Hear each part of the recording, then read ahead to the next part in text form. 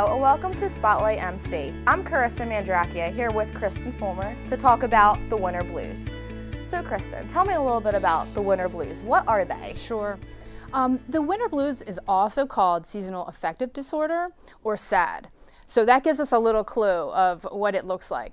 The winter blues really tends to occur during the winter months, and it can present kind of like depression. So folks may feel sad, or they may feel fatigued or tired, or maybe irritable.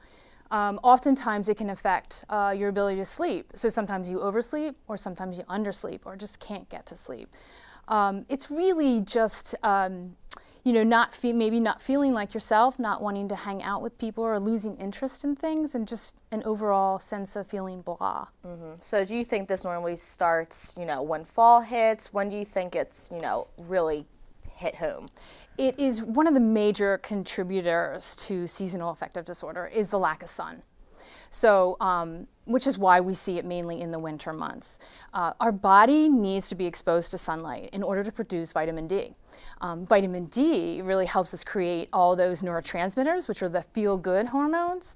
So vitamin D is really, really important. It's a very bossy vitamin, and it does so many functions in the body. It's really critical to our health. So in the wintertime, especially in the northeast, we're getting less sunlight. The body can store up vitamin D in the summer, but that means you have to be exposed to sunlight in the summer, and if you're not, then you could be potentially deficient in the winter. So I find a lot of times this is a major contributor to the winter blues. Also, if you think about kind of what's going on during the winter, we have the holiday season, and that can be exciting and thrilling and very hopeful, and it's a time to spend money and hang out with family and friends. Unfortunately, we hang out with family and friends, and that can be a good thing or that can be a bad thing. And after the holidays are done, maybe we have a sense of maybe it wasn't quite what you wanted, or you had arguments with families, your family, and maybe you spent a lot of money. So it can be very, kind of leave you sort of feeling down. Mm-hmm. Yeah, definitely. Especially after all holidays, your money's gone. You're like, oh yep, no. You spend a lot of money. You're eating a lot of really heavy foods. You're drinking a lot of alcohol, maybe. So your body is kind of thrown out of whack a little bit, mm-hmm. emotionally and physically. Mm-hmm. Now, during the winter blues, obviously, exams are coming up and everything, mm-hmm. so that definitely contributes to it. Exactly. Now, if students are going through winter blues or SAD, mm-hmm. where can they go to talk about this? So I would definitely encourage folks to schedule an appointment with a counselor. We have counselors on the Bluebell campus and on the West campus also. And just kind of make an appointment and let them know you're not, maybe there's some concerns that you have. Mm-hmm. With managing the winter blues, really, there's a few key elements. One is diet. We talked about vitamin D. So really kind of looking at what does your diet look like. The body is, the food is a powerful influence over our body. So if we think about the mind-body connection, what we do with our body and what we put into our body really affects our feelings and our moods and our thoughts. So if we think about that mind-body connection, we really want to pay attention to the foods that we're eating. Unfortunately, a lot of us eat a standard American diet, which is also called SAD. And that is a diet that's filled with processed foods and refined foods and hydrogenated oils and trans oils. And those foods do not have the nutrients that our body needs. So oftentimes we could be nutritionally deficient, which could be causing some of these winter blues. Mm-hmm. So looking at getting lots of vitamins and minerals in your diet, lots of fruit and veggies. Sorry, but you got to eat them. Don't be afraid of healthy fats. And healthy fats, I mean things like coconut oil or grass-fed butter, olive oil, nuts and seeds.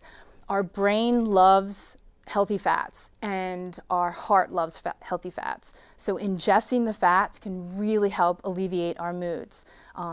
Fats allow us to have a long-burning fuel. They help create neurotransmitters, and they help create hormones, and they build cellular structure. fats are really critical, as are proteins. So getting good quality proteins help to also build those neurotransmitters.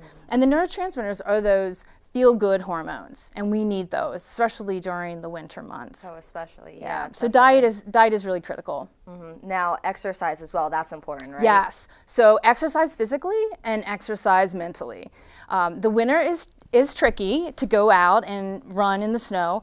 That might be difficult, but finding ways that maybe you can exercise inside. I think a really great technique is to get one of those little mini trampoline, those rebounders. I don't know if you've ever tried those. Super fun. You get on the little, yeah. They're so fun. And it's like being a kid. And really, you just need to get on there for maybe 5 minutes and jump around. Great for lymphatic system, great for the immune system.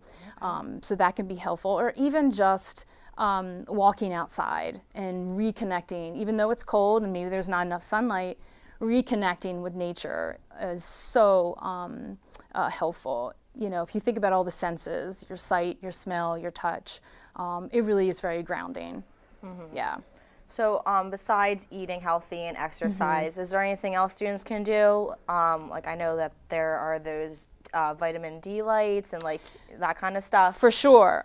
So there is something called phototherapy, and so folks can look into that and look at some of the lights. I have a little happy light in my office in College Hall there. So during the winter months, I put my little happy light on, and there's no UVA rays, which are the destructive rays. It's the more healthy